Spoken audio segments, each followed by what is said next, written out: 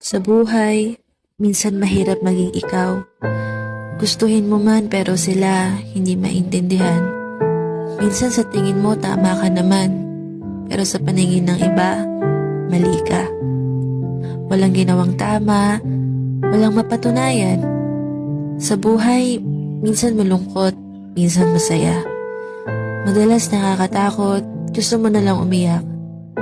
Minsan kontento, minsan di sapat. Ang hirap maging sigurista. Ang hirap mag-isa. Ang buhay, hindi nawala ng tanong.